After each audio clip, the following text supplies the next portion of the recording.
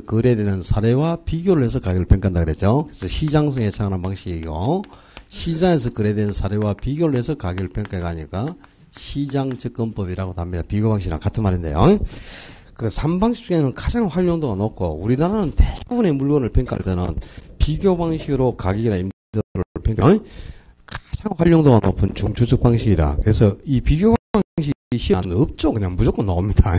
무조건 작년에는 비교 방식에서 두 문제가 나왔어요. 두 문제 나왔는데 두 문제 다 계산 문제로만 나왔어. 근데 이 비교 방식에서 나오는 계산 문제 무조건 풀어서 맞춰야 돼요. 아주 쉬운 거이기 때문에 비교 방식은 계산하기도 아주 쉽습니다. 공부할 것도 없어요. 그러니까 가장 손쉽게 점수를 따주는 게 비교 방식이다. 자, 먼저 비교 방식에서 가격을 평가하는 방법. 비교 방식에서 가격을 평가하는 방법이 거래 사례 비교법. 거래 사례를 비교해서 가격을 평가하니까 거래 사례 비교법이라고요. 이 거래 사례 비교법에 따라 산정되는 가격을 비준 가격, 유추 가격이라도 하지만 비준 가격 또는 유추 가격이라고요. 어떻게 비준 가격을 구하느냐? 거래 사례를 하나 수집해 가지고 그 사례 부동산이 거래된 사례 부동산 가격에다가 여러 가지 작업을 해서 이제 산정되는 요인 비교치를 곱해줍니다. 가장 먼저 사정 보정에서 산정되는 사정 보정치 곱해주고, 시점 수정 결과 산정되는 시점 수치도 곱하고, 또 지역 요인을 비교해서 산정되는 지역 요인 비교치도 곱하고, 개별 요인을 비교해서 산정되는 개별 요인 비교치도 곱합니다. 그리고 대상 부동산하고 사례 부동산의 면적의 차이가 난다. 그럼 면적 비교치까지도 곱해줘요. 면적 비교치까지도 곱해주는데, 원래 이 면적 비교는 개별 요인 비교에 포함이 됩니다. 면적 비교는 개별 요인 비교에 포함이 되니까 별도로 기억을 안 해도 돼요. 안 해도 되는데 나중에 문제에서 이제 작년에 나온 문제가 이제 대상 부동산하고 사례 부동산의 면적의 차이가 나는 걸 줬거든요. 면적의 차이가 나는 걸 주면은 면적 비교까지 해주고, 면적의 차이가 나는 게 명시되지 않으면 이거는 필요가 없어요. 그냥 사시식에 4가지 작업만 하면 되는 거죠. 이렇게 사정 보정, 시점 수정, 지역 요인 비교, 개별 요인 비교, 면적 비교까지를 거쳐서 찾는 요인 비교치를 그냥 다 곱해주면 돼요. 근데 면적 비교는 일반적으로 개별 요인 비교에 포함되니까 기억할 필요까지는 없습니다. 그냥 요 4가지 작업의 결과 산정되는 요인 비교치를 곱하면 그냥 바로 가격이 산정되는 게 거래 사례 비교법이고, 아주 쉬워요. 거래 사례 비교법. 공부거리도 없고. 그 다음에 비교 방식에서는 가격을 평가하는 게 한계가 더 있다 그랬다요. 비교 방식은 가격을 평가하는 방법이 2가지입니다. 이 가격을 평가할 때 오직 토지의 가격만을 평가하는 방법이 따로 있어요. 그게 공시지가 기준법. 공시지가 기준법입니다. 비교법이 아니고 공시지가 기준법이고, 이 공시지가 기준법은 토지의 가격만을 평가할 때 활용하는 방법이죠. 오직 토지 이외에는 적용하지 않습니다. 토지의 가격만을 평가하는 방법이 따로 이제 공시지가 기준법이 따로 있는 거죠. 자, 공시지가 기준법도 거래 사례법하고 똑같은 원리에 따라서 가격을 평가하는 건데요. 다만 이제 사례를 선택할 때 표준지를 사례로 선택합니다. 표준지를 사례로 선택해서 그 표준지 공시지가, 표준지 공시가를 사례 가격으로 보는 거예요. 사례 가격, 표준지 공시가가 바로 사례 가격이 됩니다. 그렇게 해서 거래 사례표하고 똑같은 원리로 토지의 가격을 평가하는데, 다만 여기서 중요한 초점이요. 표준지는 인근 지역을 대표하는 토지이기 때문에 표준지는 사정이 개입된 게 없어요. 정상적인 사례로 보는 겁니다. 그러니까 사정이 개입된 게 없다면 개입된 사정을 수정하는 작업도 필요가 없는 거죠. 그래서 사정 보정이라는 게 필요가 없어요. 그래서 이 공시가 기준법은 요 작업을 하지 않아요. 사정 보정 없이 바로 시점 수정, 지역 요인 비교, 그리고 개별 요인 비교를 거치고, 그 밖에 만약에 다른 요인 비교를 할 게 있다. 그러면 그 밖에 다른 요인 보정까지를 거쳐서 토지의 가격을 평가하는 게 공시가 기준법인데, 제일 중요한 초점이 이 공시가 기준법은 이 작업을 하지 않는다. 지금 사정 보정이 없잖아요. 그죠? 사정 보정 없이 바로 시점 수정 작업부터 바로 해갑니다. 이게 중요한 특징이에요. 그 다음에 세 번째, 이 비교 방식에서 임대료를 평가하는 방법입니다. 비교 방식의 임대료를 평가하는 방법을 임대 사례 비교법. 그러니까 이제 가격을 평가하려면 거래 사례가 있어야 되겠죠. 매매가 돼야 가격이 나오는 거니까. 그래서 가격을 평가할 때는 거래 사례, 매매 사례를 가지고 그 사례를 비교해서 가격을 평가하는 거고, 임대료를 평가할 때는 임대가 된 사례가 있어야만 임대료가 있을 것 아닙니까? 임대 사례를 비교해서 임대료를 평가한다는 거예요. 그래서 임대료를 평가하는 건 임대 사례 비교법이고, 이 임대 사례 비교법에 따라 산정되는 임대료는 비준 임료라고 하는 겁니다. 비준 임료. 앞 시간에 우리 원가 방식에서 임대료를 평가하는 방법 뭐였지? 15분 지났다, 이제. 원가 방식에서 임대료를 평가하는 방법은 적산법이었고, 적산법. 아이고, 진짜 참. 적산법에 따라 산정되는 임대료를 뭐라 했어? 적산임료라고 그랬어요. 적산임료. 그리고 이제 비교 방식에서 임대료를 평가하는 건 임대사례 비교법이고, 임대사례 비교법에 따라 산정되는 임대료는 비준임료라고 하는 겁니다. 적산임료가 아니고. 이 용어가 절대 바뀌면 안 된다고. 그리고 이제 임대사례 비교법도 역시 임대가 된 사례를 하나 선택해가지고 그 사례 부동산의 임대료가 있겠죠. 그 사례 부동산의 임대료에다가 거래 사례 비교법하고 똑같은 원리로 임대료를 평가하는 게 임대사례 비교법이에요. 그러니까 사례를 선택해서 그 사례 부동산의 임대료에다가 사정 보정, 시점 수정, 지역 요인 비교, 개별 요인 비교를 거쳐 산정되는 요인 비교치를 그대로 그냥 곱해준다. 그러면 비준임료가 산정된단 말이야. 그러니까 임대료를 평가하는 임대사례 비교법은 거래 사례 비교법하고 똑같은 거예요. 다만 이제 가격을 평가하는 거래 사례 비교법은 거래가 된 사례를 선택해가지고 거래 사례를 선택해서 사례 부동산의 가격에 작업을 하는 거고, 임대료를 평가하는 임대사례 비교법은 임대가 된 사례를 선택해서 사례 부동산의 임대료에다가 역시 정산을 시켜가지고 임대료를 평가하는 거죠. 두 개가 원리가 똑같아요. 공시가 기준법도 똑같은 거고. 그러니까 비교 방식은 이 가격과 임대료를 평가하는 세 가지 방법이 똑같은 겁니다. 똑같은 원리로 이제 가격이나 임대료를 평가하는데, 다만 공시가 기준법은 가격을 평가하는 방법 중에서도 토지의 가격만을 평가하는 거야. 그게, 548쪽에 중간에 보면 박스 간 게 있죠. 그 밑에, 조그만한 박스. 거기에 보면은 박스 속에 비준 가격이라고 되어 있는 게 있고 토지 가격이라고 되어 있는 게 있지. 비준 가격이라고 위에 적혀 있는 게 무슨 방법? 거래 사례 비교법이고, 그 아래줄에 토지 가격이라고 되어 있는 게 공시가 기준법이에요. 그러니까, 거기는 비교 방식에서 가격을 평가하는 두 가지 방법이 박스 속에 다 명시되어 있는 거죠? 알겠어요? 그다음에 공시가 기준법이 상세하게 설명되어 있는 건 어디냐? 이 공시가 기준법은 527페이지하고 528쪽에요. 상세하게 공시가 기준법이 이렇게 토지의 가격을 평가한다 하는 게 그 물건별 평가하면서 상세하게 기재가 되어 있습니다. 527페이지에 토지의 가격을 평가할 때는 공시가 기준법에 따른다. 다음 페이지 넘겨서 528 보면 그죠? 토지의 가격을 평가할 때는 공시가 기준법을 적용한다. 딱 돼 있지. 그리고 공시가 기준법이 거기 박스 속에 봐봐. 528쪽에 조그만 박스 보니까 비교 표준지를 선정해가지고 그 비교 표준지에다가 뭐 한다? 사정 보정은 하지 않고 뭐부터? 시점 수정 작업부터 발휘했죠. 시점 수정치, 지역 요인 비교치, 개별 요인 비교치만 곱하고, 그리고 그 밖에 요인 보정할 게 있으면 요인 보정을 해가지고 토지의 가격을 평가한단 말이야. 그러니까 이 토지의 가격만을 평가할 때 정하는 방법이 공시가 기준법인데, 공시가 기준법은 표준지를 사례로 선택하기 때문에 표준지는 개입된 사정이 없어요. 정상적인 거래사이기 때문에 뭘 하지 않는다? 사정 보정을 하지 않는다. 이걸 잊어버리면 큰일 난다. 오케이? 그리고 이제 다시 뒤로 가서, 그럼 이제 이 비교 방식은 그 거래 사례표 제대로 한 개만 딱 정리하면 나머지는 공부할 게 없죠. 그죠? 똑같은 거니까. 그러니까 요 거래 사례표이 이제 초점이 이겨도 당연히. 자, 거래 사례표이 어떤 거냐? 자, 만약에 지금 A라는 물건의 가격을 2019년 2월 시점에서 가격이 얼마인가 평가하고자 합니다. 근데 요 물건은 지금 어디 있느냐? 상인동에 소재하고 있어요. 상인동에 소재하고 있는 주택이고 35평짜리 주택인데 방이 3칸이 있고요. 그 다음에 화장실도 1개가 있고 또 베란다도 1개가 있는 이런 주택의 가격을 거래사례표로 평가하고자 한다. 그럼 요 물건이 이제 평가하고자 하는 대상 부동산이죠. A 물건이 그지? 대상 부동산인데 거래사례표는 이 대상 부동산과 비슷한 부동산이나 똑같은 부동산, 똑같은 물건이나 비슷한 부동산이 시장에서 거래가 된 사례를 하나 선택한단 말이에요. 사례를 하나 선택해가지고 이 거래 사례를 대상 부동산의 현황에 맞게 비교를 해가면서 평가한다는 거지. 그래서 거래 사례를 비교해서 가격을 평가하니까 거래 사례 비교법이라 하는 거죠. 이제 거래 사례 비교법으로 가격을 평가하려면 거래 사례, 이 매매가 된 사례를 하나 선택해야 될 거 아닙니까? 자, 사례를 하나 선택했더니 이 사례 부동산이 2018년 2월에 거래를 했어요. 얼마에 거래를 했냐? 3억에 거래를 했습니다. 3억에. 근데, 이건 누구하고 거래를 했느냐? 저하고 우리 그 형옥 씨 사이에 거래를 했다고 진짜 오늘 한번 빵 띄워준다 오늘. 여전 커피도 한 잔씩 뽑아다 주고 막 하던데. 착해요, 그죠? 무슨 동 살아? 아, 도원동.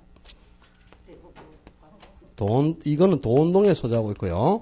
역시 또 35평짜리 주택이고, 방도 역시 3개가 있어요.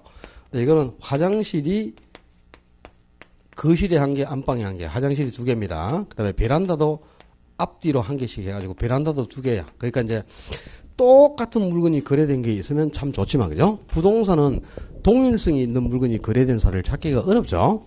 그게 이제 개별성이라는 특성이 있기 때문에 물리적인 관점에서 보면 똑같은 물건이 있을 수가 없는 겁니다. 그지? 그러니까 동일성이 있는 물건이 거래된 사례가 없다면 유사성이 있는 물건, 비슷한 물건이 시장에서 거래된 사례를 선택해서 이 사례를 이제 비교해 가면서 가격을 평가하는데, 자, 사례를 한번 보니까 이 사례가 누구하고 누구 사이에? 저하고 이제 우리 형옥 씨 사이에 이 진팔이는 누군지 알죠?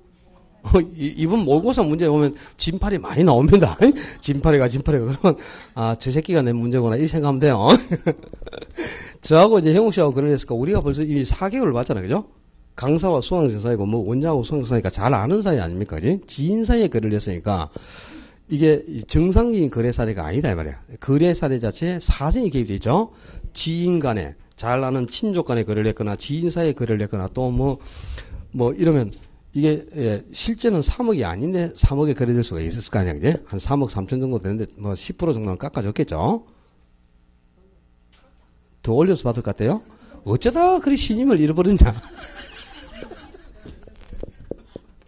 그러니까 이제 이게 만약에 잘 아는 지인 사이에 거래를 하지 않고 정상적으로 매도자하고 매수인 사이에 거래를 했다면 요 3억이 아닌 다른 가격에 거래됐겠지. 그래서 이제 거래 사례에 개입된 사정을 수정해 주는 거죠.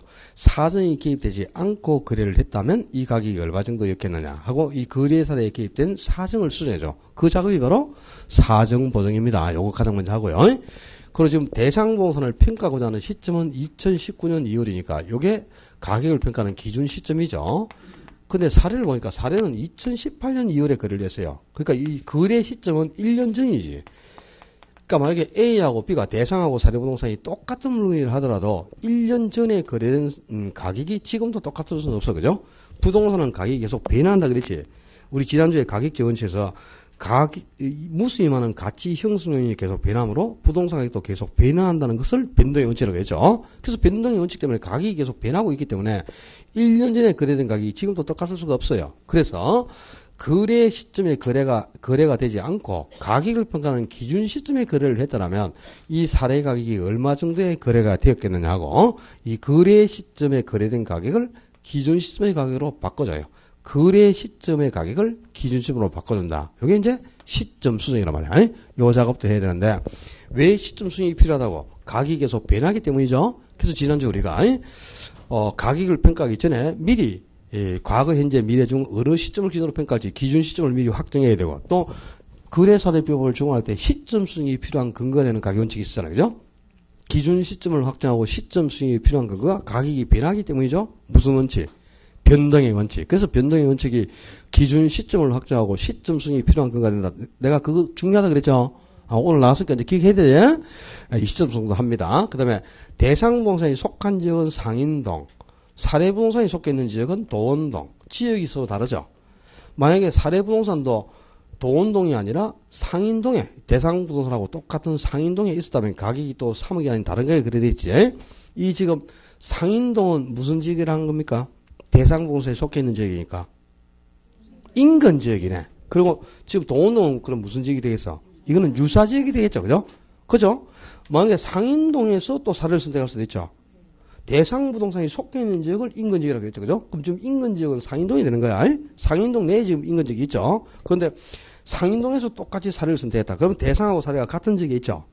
그럼 지역의 차이가 있다 없다? 없겠죠. 그럼 뭐가 필요가 없을까? 지역용인 비교가 필요가 없는 거야. 그러니까 인근 지역에서 사례를 선택한다. 그러면 대상하고 사례가 같은 지역에 있죠? 그럼 지역의 차이가 없지. 그리고 지역용인 비교, 요 작업은 하지 않아요. 근데 지금은 대상은 상인동, 인근 지역은 지금 상인동이죠. 근데 요 도원동은 유사 지역이지. 그러니까 대상하고 사례가 다른 지역에 있죠. 그러니까 사례가 만약에 대상하고 똑같은 지역 내에 있었다면 또 역시 3억이 아닌 다른 가격이 그려질 수 있겠죠. 그래서 이 사례하고 대상부동산의 지역의 차이가 나는 지역 요인 비교도 해줍니다. 그 다음에 물건을 보니까 평수하고 방 숫자까지는 똑같아요. 그죠? 근데 이제 화장실 개수하고 베란다 개수가 달라. 그래서 이제 이 지금 대상부동산은 화장실하고 베란다가 한 개씩인데 사례는 두 개씩이에요. 그러니까 사례 부동산도 대상하고 똑같이 화장실이나 베란다가 한 개씩만 있었다면 3억보다 조금 낮은 금액에 거래될 수도 있겠죠. 그래서 이제 대상 부동산과 사례 부동산 간의 물건의 차이가 나는 물적 차이도 수수해 줍니다. 이걸 이제 개별 요인 비교를 한단 말이야. 그리고 이제 면적이 지금은 35평 똑같죠. 그 면적 차이가 없죠. 그럼 이제 면적 비교는 필요가 없는 거야. 근데 이제 대상 부동산은 만약에 35평인데 이거는 뭐 30평일 수도 있고 그렇죠. 그 면적의 차이가 나죠. 그러면 이제 면적 비교까지 해줍니다. 근데 일반적으로 면적 비교는 요 개별용 비교에 다 포함이 되거든요. 그래서 별도로 이것까지 기억할 필요는 없고요. 나중에 이거는 문제풀이 단계에서만 접목하면 되니까 여러분 그냥 4가지 작업만 하면 된다고 기억을 해요. 이 사례 부동산 가격이 지금 얼마야? 3억이죠. 3억인데 이제 4가지 작업을 하잖아. 사정, 보정, 시점순, 지역용, 개별용을 비교하면 요인 비교치가 나타나요. 뭐 100분의 90, 95분의 100 이런 4개의 요인 비교가 나오던 그 요인 비교치를 전부 사례 가격 3억에 곱해버리면 돼. 그럼 비중가격, 대상부동산 가격이 바로 이 비중가격이라는 게 대상부동산 가격 아닙니까? 그죠? 평가하고자 하는 대상부동산 가격이 그대로 산정됩니다. 이렇게 시장에서 거래된 사례와 거래 사례와 비교해서 가격을 평가한다. 그래서 거래 사례 비교법. 그래서 이 거래는 시장에서 이루어지는 거니까. 그래서 시장에서 거래된 사례와 비교하니까 시장성에 차원한 방식이다. 그래서 이 방식을 시장 접근법이라고도 하는 거예요. 원래는 이제 이런 원리로 가격을 평가하는 건데 공부할 게 없어요. 자, 거래 사례 비교법을 적용하려면 제일 먼저 뭐부터 해야 돼? 거래 사례를 선택해야 되는 거다죠. 사례가 없고서는 거래 사례 비교를 적용을 못하지. 근데 사례를 아무거나 선택할 수는 없는 겁니다. 반드시 거래 사례 비교법을 적용하려면 4가지 작업을 해야 되죠. 그러니까 요 4가지 작업이 가능할 때 사례가 선택될 수 있겠네요. 그죠? 그럼 첫째가 거래 사례 수집 기준이네. 거래 사례를 선택하는 기준. 첫째가 사정 보정이 가능할까? 두 번째 시점 순도 가능할까? 또 세 번째 지역 요인 비교가 가능할까? 다른 말로 바꾸면 대상 부동산하고 사례 부동산의 위치가 비슷한 곳이 있어야 된다는 거죠. 위치의 유사성. 지역 요인 비교 가능성을 다른 말로 바꾸면 위치의 유사성입니다. 그 다음에 또 개별 요인 비교도 가능해야 되겠죠. 개별 요인을 비교할 수 있다는 말은 대상 부동산하고 사례 부동산이 물건이 비슷해야 된다 이 말이야. 그래서 개별 요인 비교 가능성을 다른 말로 바꾸면 물적 유사성 이렇게 되겠네요. 그러니까 4가지 작업이 가능할 때 사례를 채택하는 거다. 그러니까 사례 수집 기준, 사정 보정 가능성, 시점 수정 가능성, 지역 요인 비교 가능성, 개별 요인 비교 가능성 이거는 안 해도 되겠죠. 거래 사례 비교는 무조건 사시지계를 해야 되잖아. 사정 보정, 시점 수정, 지역 요인, 개별 요인 비교. 요 4가지 작업을 해야 되니까 요 작업이 가능할 때 사례를 채택하는 거지. 이 중에 한 가지라도 작업이 불가능하다면 사례를 선택할 수가 없어요. 그러니까 반드시 사정 보정이 가능해야 돼.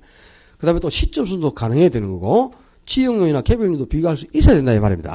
예를 들어서 거래 시점이 언제인지는 알 수 있단 말이야. 거래 시점은 언제인지 파악이 됐으나 사례 부동산이 몇 프로 비싸거나 싸게 거래된지 파악이 안 된다.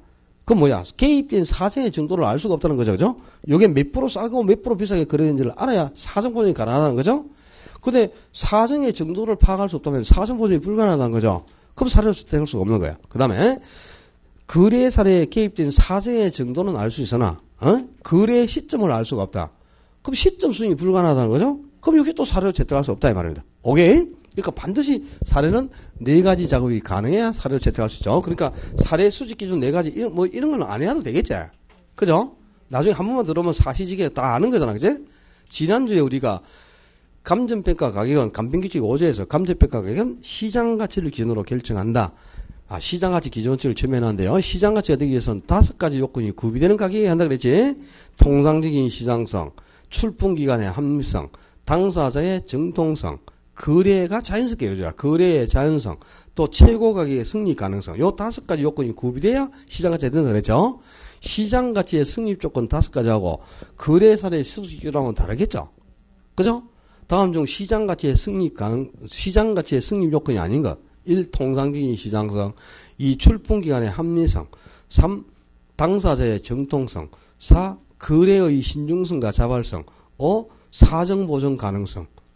이렇게 나오면 이런 문제가 나한테 틀렸다. 그러면 20개는 계획서야 되는 거예요. 오케이? 알겠나? 뭔 말인지. 그러니까 시장가치 승률 조건하고 거래사례 수집 기준은 완전히 다른 거지. 그죠? 그러면 이제 4가지 자격이 가능할 때 사례가 채택되겠죠. 그렇게 해서 이제 거래사례를 수집했다. 그러면 이 사례를 이제 대상부동산의 현황에 맞게 수정을 해야 되겠죠. 그 이제 거래 사례를 요 4가지 작업을 하는 걸 정상화를 하는 거야. 거래 사례의 정상화. 사례를 이제 대상부동산의 현황에 맞게 바꾸는 거다. 사정보정도 하고 시점순도 하고 지역용 개별용도 비교해야 되겠죠. 그죠? 이 거래 사례 비교법은 초점이 이겁니다. 요 4가지 작업을 어떻게 하느냐. 그러니까 요 사정보정 시점순 지역용 개별용을 어떻게 비교해서 요인 비교치를 어떻게 계산해내는가 초점이에요.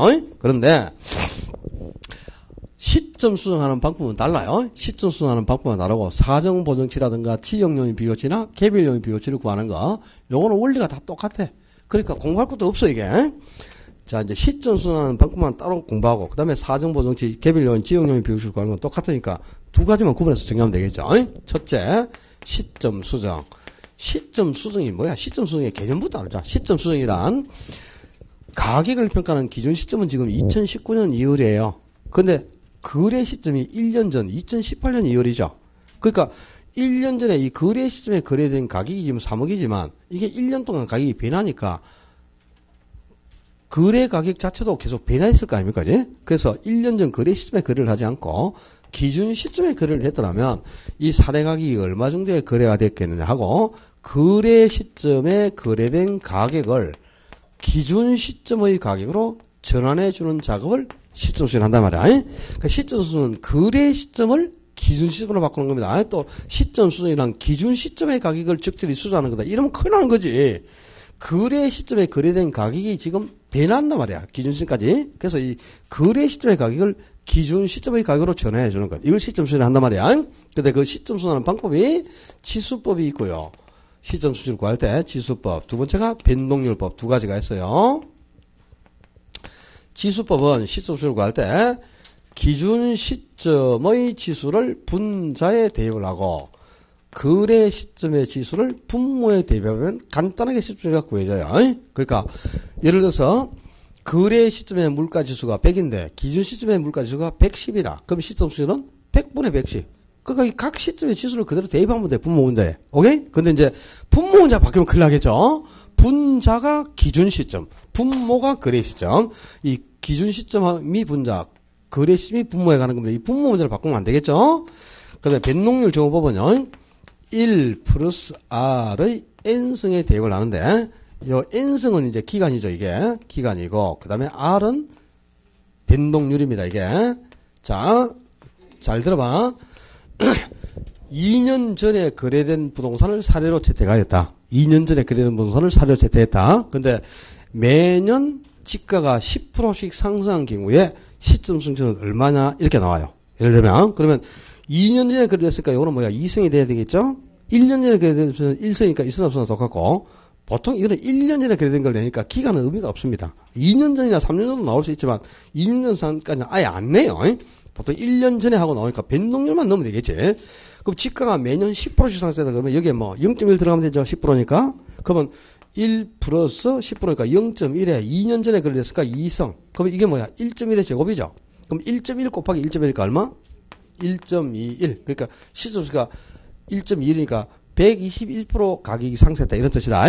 알았어요? 근데 만약에 1년 전에 거래된 부동산을 사료로 채택했는데 1년간 지가가 10% 상승했다. 가격이 10% 상승했다. 그러면 요 1년이니까 요는 1승이지. 그럼 이승 없으면 똑같죠. 그럼 여기에 0.1만 넣으면 되지. 그럼 시점수가 1.1이 된다 이 말이야. 그죠? 1 플러스 0.1이니까. 오케이?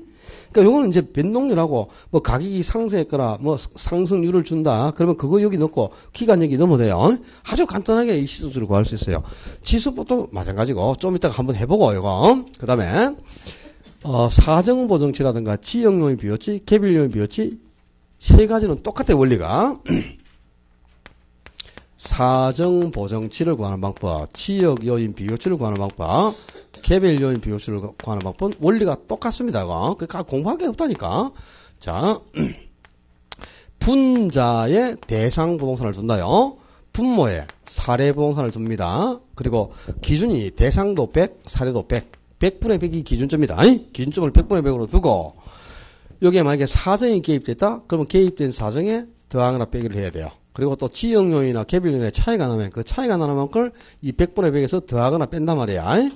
근데 요 100분의 100에서 더하거나 뺄 때 어떻게 더하거나 빼기를 하냐. 이게 이제 중요한 거다. 자, 첫째.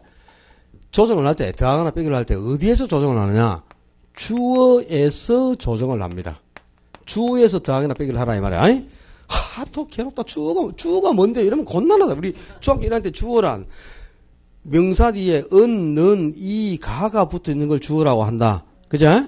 들었어요? 그 만약에 대상 부동산, 은, 사례 부동산 보다 그러면 대상하고 사례 중에 주어가 뭐? 은, 는, 이가 어디 붙은 거 지금? 대상 부동산, 은, 그랬으니까 대상이 주어라는 거죠. 그럼 요 분자에서 더하기 빼기를 해라 이 말이다. 만약에 대상 부동산 보다 사례 부동산이 5% 저가로 그래야 됐다. 이렇게 나온다. 그러면 주어가 뭐고 지금? 대상 부동산보다 사례 부동산 이 그랬으니까 이가 사례에 붙은 거다. 그러니까 얻는 이가가 붙어 있는 게 주어니까 사례에서 더하기 빼기를 하라 이 말이야. 그러면 분모에서 더하기 빼기를 해라 이런 뜻이죠 이번에는. 그지? 알겠어요? 주어에서 더하기 빼기를 해야 돼. 또 주어가 뭔지는 몰라갖고 오늘 잘 들어요. 요거 계산 문제 나와 있다 이거는. 이것도 틀리면 다음 주에 진짜 이쑤시개 5방씩 질린다 알았어요. 그다음에 더하기 빼기를 할 때요. 지금 사정이 개입돼 있어. 사정이 개입되는데 몇 프로 비싸게 고가로 거래를 했어. 고가로 거래를 했다. 그러면 또 지역요인이나 개별요인이 차이가 나는데 이 지역요인이나 개별요인이 몇 프로 우세하다 이 말이야. 우세. 고가나 우세라는 요가 나오면 그 숫자만큼은 더해줍니다. 100분의 100에다가. 그 다음에 사정이 개입됐는데 몇 프로 싸게 저가로 거래를 했다. 싸게 저가로 거래를 했거나 또 지역요인이나 개별요인이 몇 프로 열세하다 이 말이 나온다. 그럼 그 숫자만큼 빼라 이 말이에요. 어디 있어? 주어에서 얻는 이가가 붙어있는 주어에서 알았나?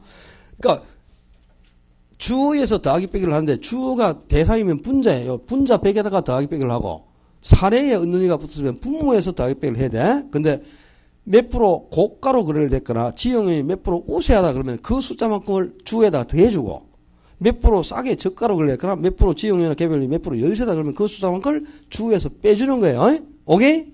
자, 한번 해본다. 553쪽 사례 연습 문제 1번 사례 부동산은 친구 간의 거래를 해 시장 가치보다 10% 저가로 거래했다. 그러면 은는 이가가 어디 붙었다? 사례에 붙었지. 그럼 사례에 더하기 빼기를 하라고 말이죠. 분모에다 더하기 빼기를 해야지. 그럼 100분의 100에서 분모에 더하거나 빼기를 해야 되는데 10% 저가로 그랬잖아요. 그럼 10을 저가니까 빼야 돼, 돼야 돼. 빼라 이 말이야. 어디다가? 요 분모. 그럼 100분의 100에서 여기다 더하기 그 분모 분자 중에 어디에? 여기에 사례가 10% 저가니까 여기에 빼야지. 그러면 90분의 100. 요게 사정본지가 된다. 이 말이네. 그지? 알았어. 한 더. 2번에. 2번하고 2번은 거래 시점은 2017년 10월이고 기준 시점이 2019년 10월이다. 그러면 지금 거래를 2년 전에 했다는 뜻이죠.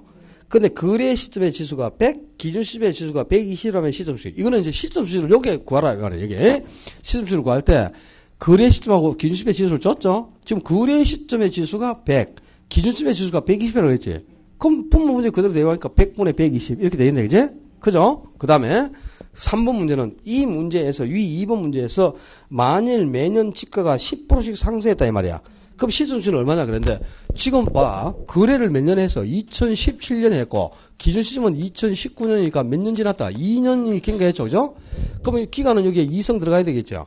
근데 지가가 10%씩 상승했다 그랬지. 그럼 여기 10% 들어갈 거 아니야. 0.1 그죠? 그럼 1 플러스 0.1에 2성이 되겠지. 1.1의 제곱이니까 1.1 곱하기 1.1 하면 1.21. 이게 시점수다 이 말이에요. 오케이? 알겠나? 하겠어요? 그 다음에 4번.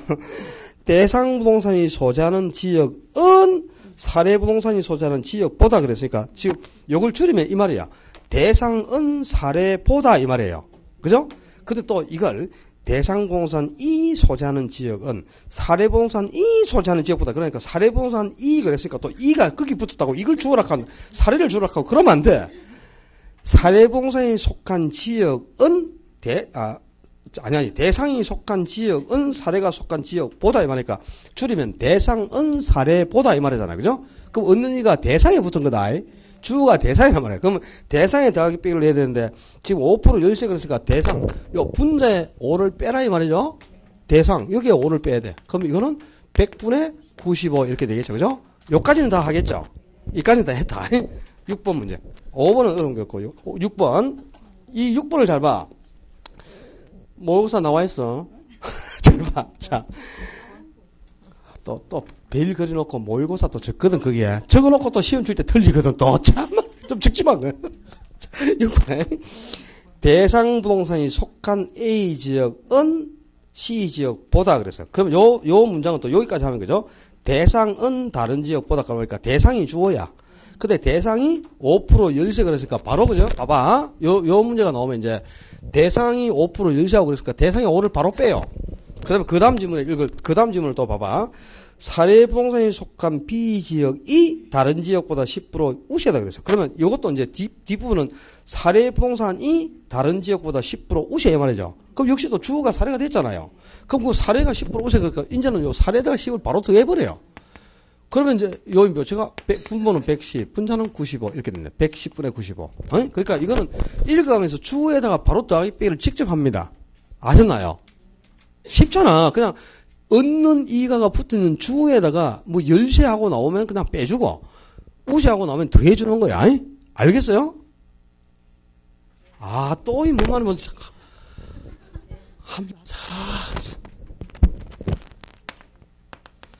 대상이 속한 지역은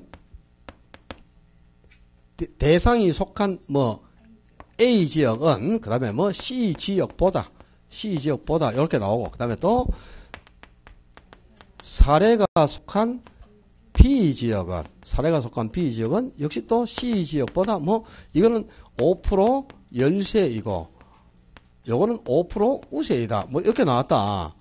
그럼 이게 지금 대상이 속한 지역은 그랬으니까 요 대상이 주어잖아요. 그 대상에 바로 더하기를 바로 해버려. 5% 우세 그랬으니까 5를 더해야지. 요게 바로 5 더해버리고 또 사례가 속한 지역은 그랬으니까 요 사례가 또 주어가 돼 있지.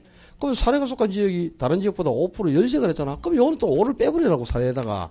그럼 이제 95분의 105 이게 요 묘체가 된다 이 말입니다. 바로 주어에서 직접 더하기 빼기를 바로 하라고. 뭐가 어렵나 이게. 주어를 못 찾아서 어려워. 더하는 게 어려워. 빼는 게 어려워. 이건 곱하기도 아니고 나누기도 아니야 이거.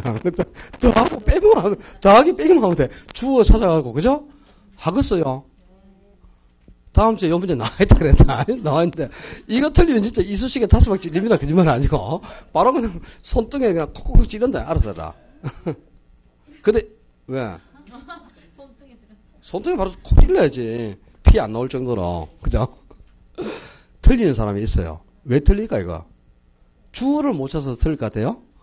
더하기를 못해서 틀리나 빼기를 못해서 틀리나? 분모 분자를 뒤바꿔서 틀리니까 분모 분자를. 이게 분모 분자가 바뀌면 큰일 나는 거지. 분모가 사례고 분자가 대상이잖아. 그죠? 이 분모 분자를 바꾸는 순간 답이 완전히 엉터리 나오는 거야. 그러니까 이게 분모 분자가 뒤바뀌면 안 되죠? 절에 가면 머리 팍팍 깎고 계시는 분을 뭐라 합니까? 한 글자로 중, 두 글자로는 땡중. 참. 맞네요. 땡. 그러면 그 스님 폐마 발언으로 잡혀가요. 내가 요거 설명하다가 스님을 갖다 중 그랬다고 했잖아요. 포항에 우리 건너편 학원에서, 김경학원에서 스님 폐마 발언 했다고 조계종에 고소를 했어요. 조계종 총무부장님한테 전화 왔더라니까. 아, 그래서 중이 뭡니까? 그냥 스님이라고 좀 해주시지 이러더라고.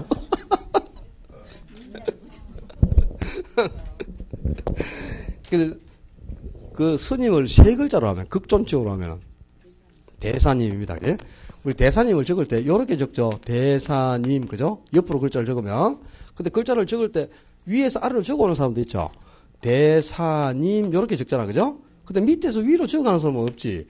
대사님 요렇게 적는 이 맛이 간 사람이고요. 병원에 입원한 사람이야. 그러니까 밑에서 이렇게 적어 올라가면 4대가 되겠지. 밑에서 적어 올라가는 게 위에서 적어 내려오는 거다. 글자를 적을 때는. 그죠? 대사님 이렇게 적어야지. 대사님 이렇게 적어야지. 대사님 이렇게 적어 올라가면 병원에 가셔야 됩니다. 알았죠? 위가 대상, 밑이 사례다. 그래도 또 틀려. 인연 절대 안 틀리겠지. 그러니까 이제 요인 묘시 구하는 것만 알면은 이거는 그냥 작년에는 그죠? 지역요인 비교치를 계산한 게 나오고 또 이 거래사례 비교법에 따라서 우리가 요인 비교치를 구해가지고 비중가격까지 구하는 거 한 문제, 이렇게 두 문제 나왔습니다. 작년 계산 문제가 두 개 나왔는데 전혀 어렵지가 않게 둘 다 아주 쉽게 점수를 딸 수 있는 거다. 아주 쉽게 거래사례 비교법은 요인 비교치 한 개만 딱 이렇게 어떻게 구하는지 알면은 요 시점 순지하고 요인 비교치 요 구하는 요런만 알면 절대 이거는 틀릴 수가 없는 거예요. 아주 쉽게 점수를 딱 딸 수 있는 거고. 이 가장 쉬운 게 작년에 두 문제나 나왔기 때문에요. 계산 문제에서도 요 두 문제 정도는 충분히 맞출 수 있는 그런 문제였어요. 연습해서 좀 풀도록 한번 해봐. 풀도록 하고, 이제, 비교 방식은 가격을 평가하기 한 개 더 있다 그랬죠? 하나 더 있으니까, 공시가격진법 요거 아까 했죠? 그 다음에 임대료를 평가하는 것도 임대사례 비교법이 있는데요. 이것도 어디 뒤에 있을 거야. 50 몇 페이지에 나와 있겠죠? 560 몇 페이지인가? 565쪽이가? 556쪽에 임대사례 비교법인데 이것도 임대사례법 공부할 게 없어. 그냥 비교 방식에서 임대료를 평가하는 방법이 임대사례 비교법. 그 임대사례 비교법에 따라 산정되는 임대료는 비준임료로 합니다. 적산임료가 아니고.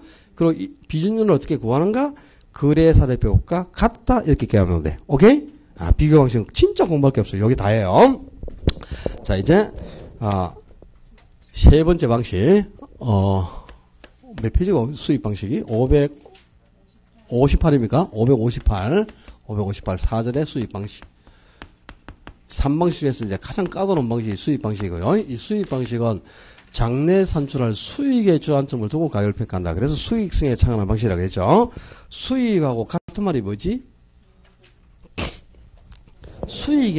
수익이나 이익이나 소득이나 같은 말이라 그랬잖아요. 그제?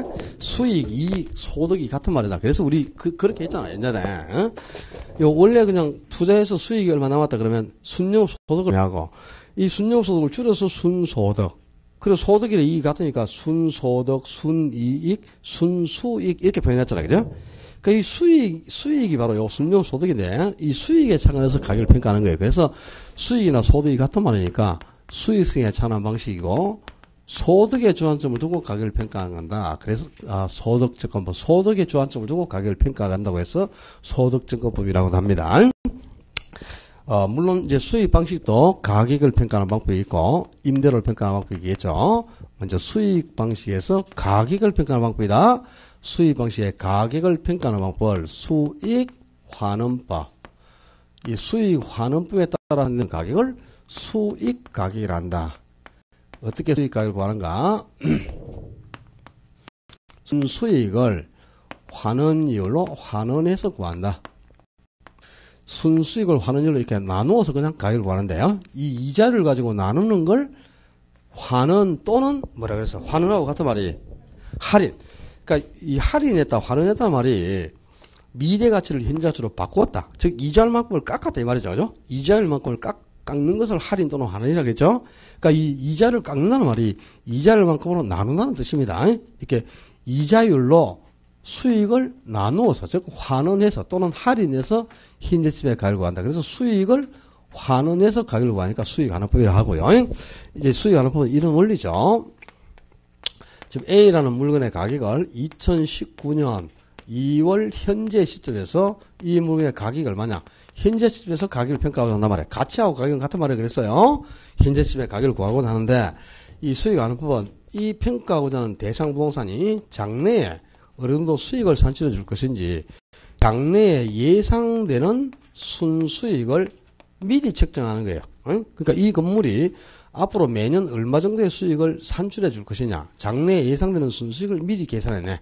자, 이 A 건물이 만약에 앞으로 매년 1억의 순수익을 산출해 줄 것 같다. 순수익이 미리 이제 계산해 봤더니 1억 하는 게 계산돼 나왔어요. 근데 수익이 1억이 계산됐다고 해서 이 수익이 지금 현재 발생하는 순수익이 아니잖아. 그죠? 언제 거야? 장래에 예상되는 순수익이란 말이야. 그럼 장래에 이게 수익이 앞으로 매년 1억씩 나올 것 같다 이런 뜻이죠. 그럼 이 수익은 화폐 가치가 현재 가치야, 미래 가치야? 미래 가치죠. 앞으로 매년 1억씩 발생할 것이다 이 말하고 같으니까 그죠? 이거는 미래 가치 아니야. 현재 가치가 아니고 미래 가치인데 가격은 지금 현재 시점에서 얼마냐 하고 평가하고 있어서 그래서 이 수익 자체가 미래 가치니까 이 미래 가치 수익을 현재 가치로 바꿔버리니까 바로 현재 시점의 가격이 계산되더라 이 말입니다. 근데 미래 가치를 현재 가치로 바꾸는 걸, 자, 우리가 화폐 시장 가치 계산을 배운 게, 화폐 가치는 현재 가치, 미래 가치가 있고, 현재 가치를 가지고 미래 가치를 계산할 때는 이자율만큼을 가산을 했어. 그지? 이자율만큼을 가산하니까 할증한다. 이렇게 표현했죠? 그 다음에 미래 가치를 가지고 현재 가치를 계산할 때는 이자율만큼을 깎았어.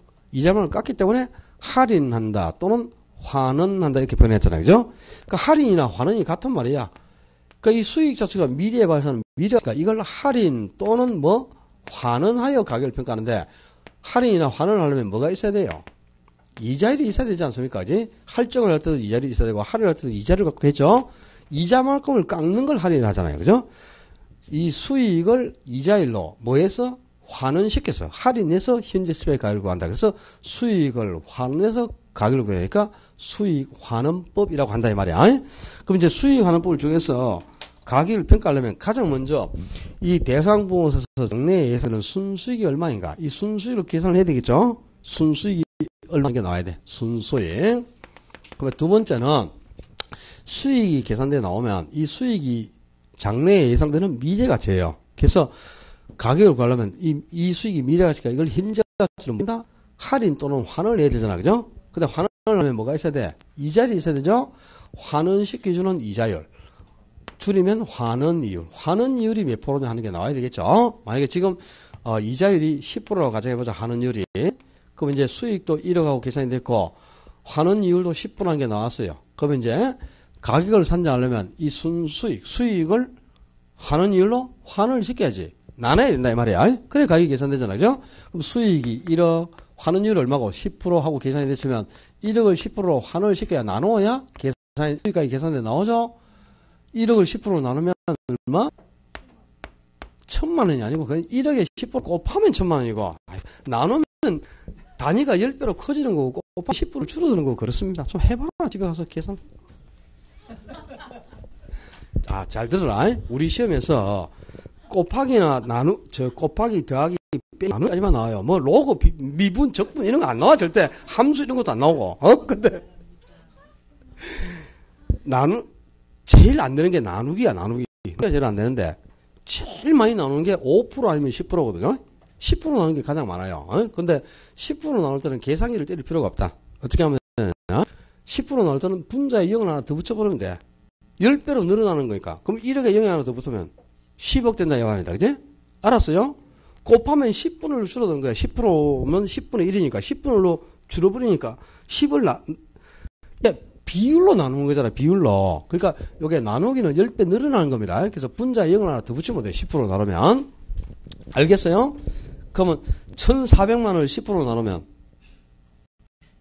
1,400만원에 0 하나 더 붙으면 뭐고? 1억 4천만 1억 이상을 만져본 적이 없어서 그러나 왜 이러노?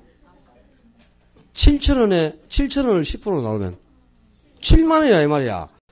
3.5를 10% 나누면 35가 되는 겁니다. 또 3.5를 10% 나눈다. 10% 나누니까 분자에 0 하나 더 붙이라 하더라. 그게 0 붙였고 3.5, 0 이러지만 3.5나 3.5는 같은 거고 단위가 하나 커진다는 게 뭐야?